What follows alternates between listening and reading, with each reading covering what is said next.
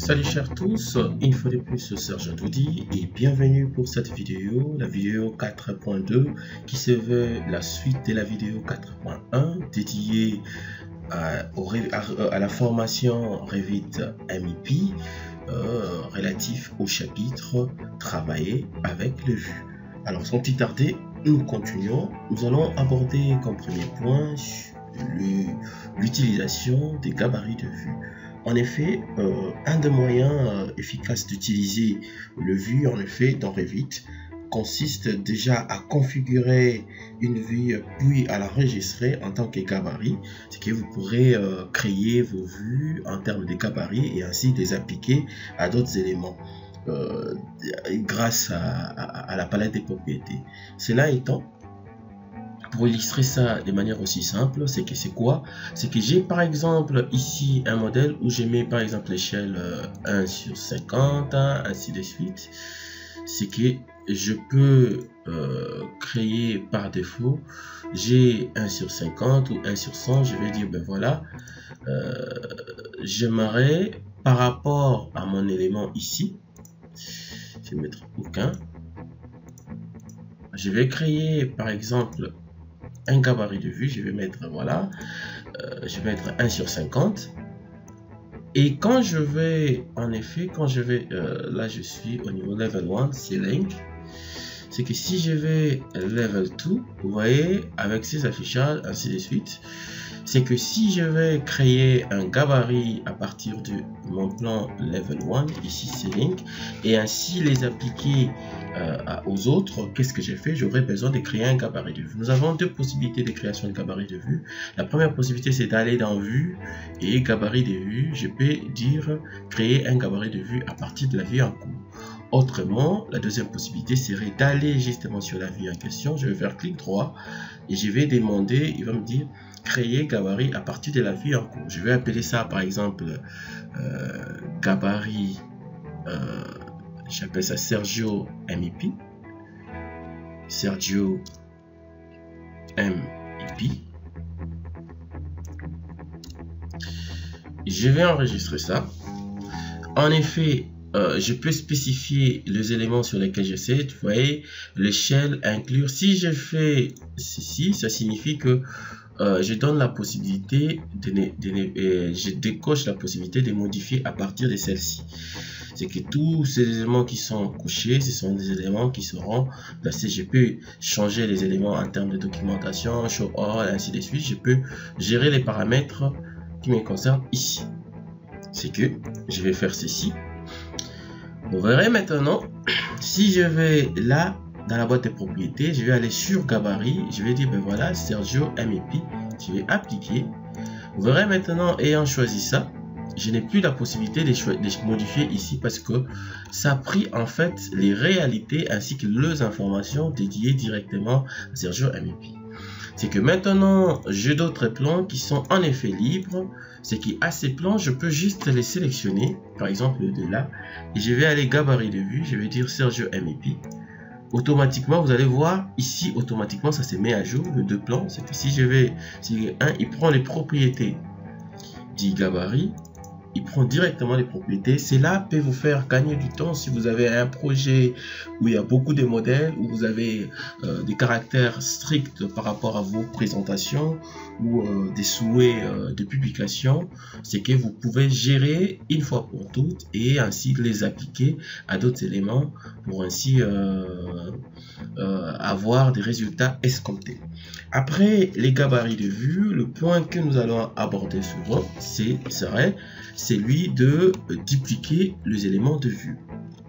Alors, pour dupliquer un élément de vue, nous avons trois types de duplication.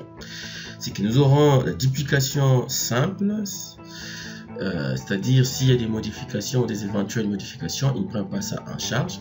C'est que je peux faire juste ceci. Pour illustrer ça, je vais faire juste ça. Ok, je vais faire ceci. Voilà. Je vais mettre ça en rouge, en bleu. Appliquer. Ok. Voilà. J'ai justement côté ici et je peux côté bien évidemment là également. Et les cotations faisant partie des détails, c'est que si je prends mon plan Level 3 et je fais clic droit, j'ai la possibilité de dupliquer. J'ai dupliqué avec les détails, dupliquer en tant que vue indépendante. Je les ai également ici, dans l'onglet vue. C'est que j'ai dupliqué avec les détails, dupliqué en tant que vue dépendante. C'est quoi la nette différence? Si j'ai fait dupliquer la vue, dupliquer l'élément, donc dupliquer, c'est qu'il va créer la copie, les clones de cet élément sans prendre en compte les modifications ou les détails établis. Je garde. C'est que si je reviens sur mon élément, par contre, si je fais clic droit et que je demande dupliquer avec les détails, c'est qu'il me duplique l'élément entre les clones ici et l'existant en bas. C'est que si je fais des détails, des petits éléments de modification, il prend en charge les modifications ensemble. Alors, la dernière option qui est de dupliquer en tant que vue dépendante, c'est que c'est créer ce qu'on appelle la relation parentale, enfant-parent. C'est quoi la relation parentale? C'est que lorsque l'on change la vue parentale, la vue relative à l'enfant également, c'est que c'est très souvent recommandé lorsque vous avez un projet qui est assez large, où vous avez beaucoup de documentation. Pour gérer la base de données aussi facilement, on recommande pratiquement de créer des vues dépendantes pour les gérer directement de manière simple. C'est-à-dire, qu'est-ce que je vais faire? Je vais juste faire ça. Je vais dire, voilà, dupliquer en tant que vue dépendante. C'est que vous allez remarquer, il ne va pas l'aligner au même titre ici, mais il va mettre ça sous forme d'une vue qui dépend de l'autre. C'est-à-dire, les modifications que l'on pourrait apporter dans les modèles parents, ce sont ces modifications qui seront directement affectées dans les modèles enfants. C'est que vous avez vu que j'ai fait des modifications là-bas et je les répercute et je les trouve directement ici.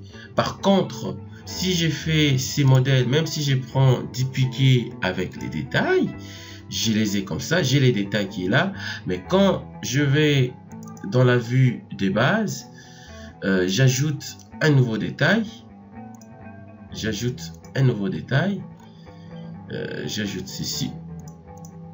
Si je vais dans la vue où j'ai dupliqué avec les détails, j'ai seulement les détails que j'avais lorsque j'avais dupliqué la vue. Cependant, lorsque je viens ici, comme c'est une relation enfant-parent, tout ce qu'on fait dans l'autre est répercuté ici. Généralement, ce sont des éléments lorsque on crée ça, et généralement si on veut par exemple créer des repères et que mes repères doivent être fonctionnels de détails que je vais faire par la suite là-bas, c'est que je peux faire par exemple, je peux demander de créer un repère, et que dans la vue des bases et que je faisais des modifications, ça se répercute et mon élément évolue. Très souvent, lorsque vous travaillez en BIM et que un projet avec des nécessités dans les cahiers des charges, disons dans la convention, on spécifie pratiquement le load de votre projet et les exigences réglementaires, ainsi tout. C'est que vous pouvez déjà, sur base de ça, sur base des vues dépendantes, pousser ainsi que les détails, les autres éléments de la documentation de votre projet aux détails souhaités. Alors, nous avons parlé des filtres, nous avons parlé de dupliquer les éléments, nous avons parlé de tous ces éléments-là. Nous allons voir comment les appliquer ou créer des éléments, en effet, de manière personnelle. C'est que sur ces, je m'en vais carrément fermer ceci. Je vais ouvrir un modèle qui va nous permettre, je prends par exemple celui-là, je vais ouvrir ces modèles. Alors, le modèle étant là, c'est que je suis dans les modèles dans les gabarits génie climatiques, où j'ai à la fois l'électricité, j'ai pratiquement tout ce qui est HVAC, tout ce qui est plomberie. Mais cependant, quand je vais, par exemple, j'ai une vue 3D qui est relative à la plomberie. J'ai une vue 3D où j'ai également les informations du HVAC, ainsi de suite. Nous allons appliquer les notions que nous avions vues dans la première vidéo, qui était basée sur la création de filtres Et autre élément, si je vais sur électricité, éclairage, vous voyez que je n'ai pas une 3D relative à cela. C'est que je me dis, comme exercice, je me dis, j'ai déjà une 3D qui est relative pratiquement à ceci. Je vais déjà premièrement créer une 3D. Je vais créer une 3D relative au CVC où je ne laisserai que de CVC. Je vais créer un filtre pour ne faire apparaître que les informations concernées. Je vais créer deuxièmement une vue qui va mettre en valeur seulement les éléments du génie électrique. Donc nous allons voir comment ça s'est fait. Que, premièrement, je vais dupliquer l'élément. Je vais simplement dupliquer. Là maintenant, vous comprenez. Faire clic droit, je vais renommer, je vais appeler ça CVC. Label CVC, voilà, j'ai maintenant des éléments CVC. Ensuite, de mon élément, je vais faire VV ou VG sur clavier pour aller au niveau des gabarits, pratiquement au niveau de l'onglet de visibilité graphisme. Je vais aller demander au niveau des filtres, je vais dire pour cette vue, j'aimerais que tu me donnes le soufflage, la reprise, l'extraction. Donc soufflage qui équivaut à la ventilation. C'est que je vais faire justement ça. Je vais appliquer et je vais demander, je vais faire OK. Et au niveau pratiquement, je vais chercher ici au niveau discipline. Je vais venir discipline, je vais dire la discipline affiche-moi génie climatique. Et sous discipline, je vais dire pratiquement CVC. Et je vais appliquer. C'est qu'il prend en effet directement les gabarits de vue des éléments directement liés à ça. C'est que je vais me rassurer des choses. Filtre. Ok, sanitaire n'est pas affiché. Ok. Je vais venir ici. Je vais sélectionner un élément, un équipement sanitaire. Je fais ici. Je fais VH sur clavier pour masquer en effet directement toute la catégorie. C'est que j'ai également des éléments hydrauliques, c'est que j'ai fait VH sur clavier, effectivement, tous ces éléments là, j'ai fait VH, et j'ai l'élément qui est directement lié, je n'ai que les informations ici relatives au CVC, c'est que je peux, sur bas vous avez les informations directement reprises, nous avions en rose les gains des reprises, les autres reprises, et là nous avons les soufflages en bleu. Vous pouvez également toujours VG ou VV modifier vos filtres, c'est que vous venez là-bas par exemple pour la reprise, vous pouvez changer, spécifier la coloration que vous souhaitez, comme nous l'avions vu sur la modification des affichages des éléments. Alors ainsi créer CVC, vous pouvez créer également pour l'autre, c'est que électricité, ainsi de suite. C'est là. Donc nous allons maintenant voir un des points importants, c'est que la création des repères. Alors sur ce, je vais maintenir par exemple sur vue ici, éclairage. Alors, pour la création des repères, les repères sont des zones où vous avez pratiquement des éléments de détail qui vous permettent en effet de créer ou de spécifier une information quelconque bien précise. Alors, pour la création de repères, c'est aussi vite, vous venez sur vue, vous avez ici repère. Vous avez deux possibilités. Vous avez la possibilité de créer un repère rectangle, tout comme un repère par esquisse. Un repère rectangle, c'est que quand je fais repère, j'ai ici les informations si je peux modifier quelque chose d'autre. C'est qu'il suffit pour moi de faire clic, un premier clic sous forme de diagonale pour avoir ça automatiquement. Il s'est joint, il me crée la vue ici de repère. C'est que je pourrais associer à un plan. C'est que si je vais donner un détail plus précis ici, c'est que je peux simplement créer un repère et l'afficher. Et là, en effet, par rapport à mon plan, c'est que si je sélectionne mon repère, j'ai les points d'étirement. Ça, c'est les points qui me permettent de router. Et les points d'étirement pour spécifier, voilà, mon repère. Voilà, mon repère ne me permettent que de voir que cette zone-là. C'est que quand je vais dans repère, effectivement, j'ai cette zone-là que je peux insérer dans mon plan. Toujours sur ce qui est de repère, nous pouvons créer des repères par esquisse. Qui dit repère par esquisse, c'est que j'ai la possibilité d'utiliser les éléments linéaires, c'est que je me dis, j'aimerais avoir un repère qui me donne ça, qui fait ça, qui prend en considération cette zone-là. ensuite cette zone là, et qui me fait ça, et je fais ça, et je vais valider. J'aurai un repère qui sera comme ça, et si je vais sur ça, j'ai un élément comme ça et que je peux insérer dans mon plan. Et tout ça, c'est toujours modifiable, c'est que je peux étirer, comme nous l'avions vu tantôt, je peux étirer pour donner ou présenter les informations qui me sont utiles. Alors, après avoir vu les éléments de repère, il est tout à fait clair que nous allons voir maintenant les éléments liés directement aux coupes. Alors, pour les coupes, nous aurons également deux types de coupes.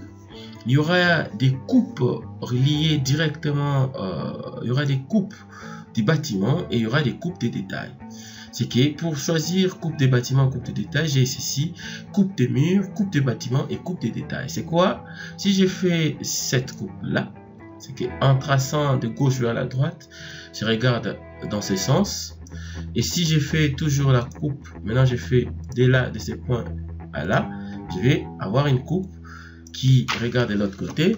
N'empêche, si je trace une coupe et je me dis, ben voilà, je devais regarder dans ce sens-là, je vais justement venir sélectionner l'élément et venir juste sur cette flèche-là, sélectionner. Alors, si je vais avoir les détails d'affichage ici et là-bas, je vais venir justement sélectionner le petit bout là et j'aurai les détails. Et ne vous dérangez pas sur les informations qui doivent apparaître là, parce que ce sont des informations qui apparaissent uniquement lorsque je place mon élément, mon plan sur une feuille. C'est que si je prends par exemple une feuille, je prends par exemple comme ça, c'est que si je place ces plans, je les place là sur la feuille, l'ayant placé, automatiquement je dois avoir éclairage.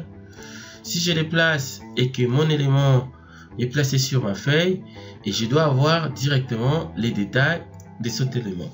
C'est que nous revenons sur ce qui est des coupes, c'est que je peux sélectionner mon élément, je peux aller en profondeur pour aller montrer la profondeur de la coupe, tout comme je peux gérer en ce sens mon élément. La coupe étant placée, si je vais voir par exemple toute la zone, j'ai la possibilité soit d'étirer comme ça pour montrer que voilà, je vais voir jusque là, soit de ramener carrément avec les éléments de contrôle de la coupe qui sont là pour me permettre en effet de voir tous ces éléments et toute cette zone. Et pour pouvoir répartir à la coupe, les coupes viennent s'élonger directement dans l'onglet coupe. C'est que si nous cherchons dans les groupes de fonctions la parmi réservée aux coupes, c'est que nous retrouverons toutes les coupes qui y sont placées. C'est que, et pour aller directement à la coupe, c'est que vous devez aller faire justement là, aller à la vue, et vous avez votre coupe que vous pouvez également gérer ici, soit manuellement, soit avec des cadres où vous avez notamment ces tableaux. Si j'ai dit par exemple 300 en largeur et je vais avoir 250 en hauteur, je vais appliquer et je vais faire OK. J'ai des tableaux qui se mettent à jour, qui me permet d'avoir mes éléments, tout comme je peux tirer manuellement pour afficher les informations telles que je les souhaite. Pour revenir à notre coupe, l'autre modification que vous pouvez faire, c'est que, admettons que je vais avoir une coupe ici, mais je ne vais pas avoir montré ces couloirs. C'est que je fais faire ma coupe. Je dis voilà, j'ai ma coupe qui est là. En termes de profondeur, je vais être là, mais je ne vais pas qu'on voit les couloirs. C'est que je vais sélectionner la coupe et je vais venir juste sur le point de contrôle qui est là. Voilà, je vais dire voilà, je veux une coupe qui soit comme ça. C'est que quand je fais ma coupe, je vais aller dans la vue. J'ai mon élément qui est relatif à la zone de coupe telle que je l'ai souhaité. C'est que je ne vais pas couper un élément ou une zone quelconque. C'est que je vais faire justement cette gymnastique là. Alors, il peut se faire pour des besoins X et Y et que l'on veuille par exemple montrer cette coupe ici. Ici, je vais passer à l'escalier et ici, je vais passer à l'intérieur. C'est que qu'est-ce que je fais? Je place une coupe, par exemple là, pour faire une coupe brisée. C'est que qu'est-ce que je vais faire? Je vais venir, je vais placer ma coupe, par exemple là. Je vais placer ma coupe là. Je sélectionne mon élément. Je vais ramener. Je vais placer ma coupe là. Ensuite, je vais demander de scinder les segments. Je vais dire scinde-moi à partir d'ici. Ramène-les là. Et cette partie ici, si je vais montrer également la pièce qui est à côté, je fais par exemple là. Ramène-moi là.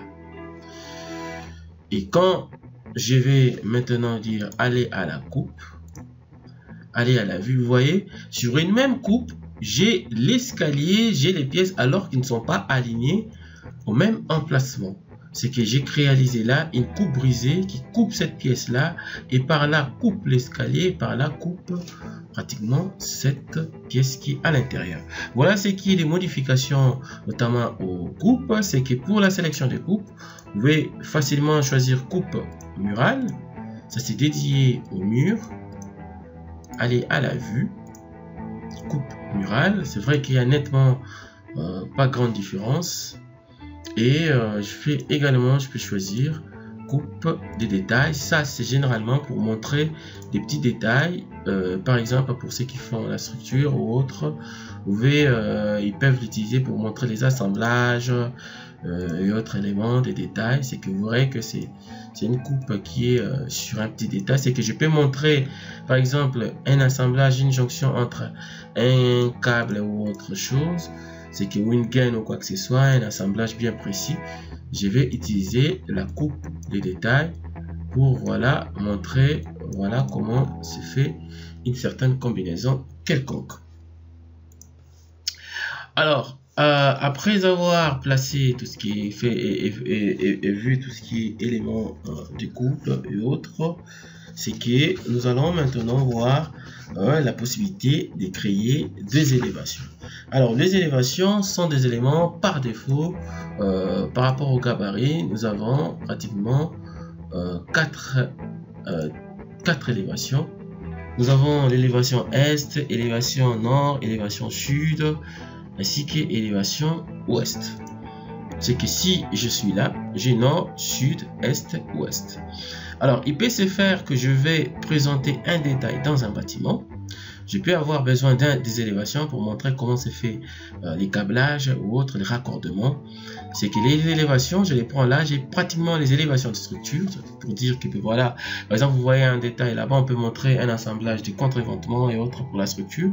Mais pour le MEP, vous pouvez également les utiliser pour montrer les assemblages du type, par exemple, ou les raccordements, un petit détail en élévation, c'est que je peux utiliser les élévations ici également pour les bâtiments pour montrer des angles de vue qui ne sont pas visibles par exemple par rapport aux 4 vues de départ. C'est-à-dire, je peux prendre élévation, je peux venir juste là, espace clavier, c'est que je peux placer mon élément. J'ai la possibilité de sélectionner, si je fais ça, c'est qu'il va voir les 4 directions. C'est que je peux faire ceci, je vais décocher, et j'ai la possibilité d'utiliser les commandes AutoCAD, rotation. Je fais espace clavier pour moi-même venir choisir le centre. Je fais ceci, je l'oriente, j'ai dit doit être angulaire de la sorte. Oups, je fais ceci. Hop.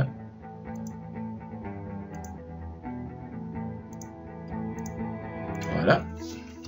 Il regarde de la sorte. Si je vais maintenant et que je sélectionne ma zone, et que je prends la profondeur de vue comme ça et que je vais là-bas aller à la vue, vous voyez, j'ai mon élément en termes d'angle et incliné, j'ai créé sous forme d'une perspective, ainsi de suite.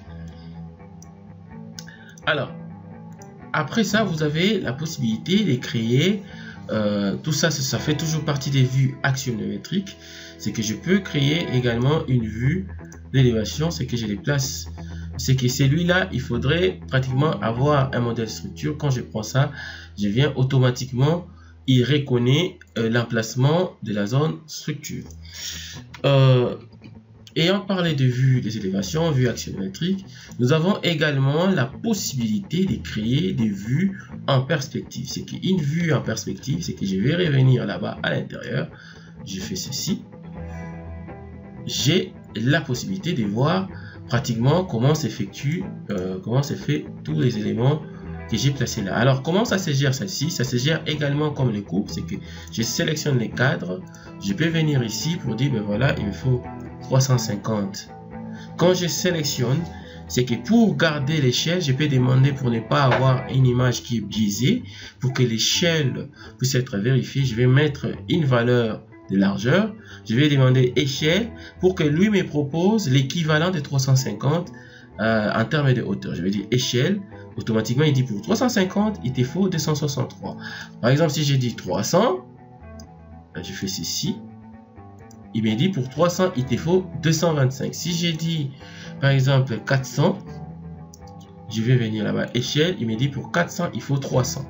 Et alors pour appliquer maintenant ça dans les champs de vue, si je fais appliquer OK, rien ne s'est fait, mais cependant si je prends 400 300, je prends par exemple 350, voilà, il me dit 350 il te faut 263. C'est que si je vais appliquer ça dans les champs, je vais venir champ de vision, avant de conclure, je fais appliquer et puis je fais OK. Alors je peux encore faire ceci, j'ai dit 450 échelle et je vais champ, je vais appliquer et je fais ceci, vous voyez. Donc je peux dire 650 échelle, je vais là champ, effectivement j'ai mes éléments qui sont pratiquement là, j'ai mes éléments en termes de détails. Et je peux également modifier, et il y a aussi l'option cible. Quand je cible ici, c'est que sur cible vous avez ici décalage ou l'éloignement, vous pouvez gérer. Si j'ai dit par exemple ici 8000, je fais appliquer. Voilà, par rapport à l'image, donc décalage par rapport à l'éloignement, c'est qu'il se rapproche. Et ici j'ai ici l'élévation de l'œil. Quand j'ai placé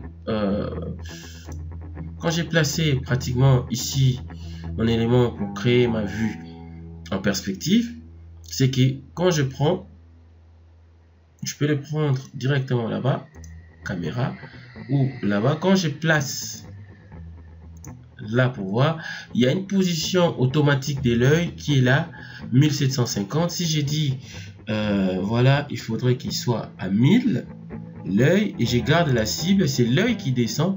Et si je vais avoir un élément qui voilà, qui est pratiquement sous forme en oblique, c'est que je peux dire ben voilà, je vais ici avoir la cible qui est à 2500 par exemple.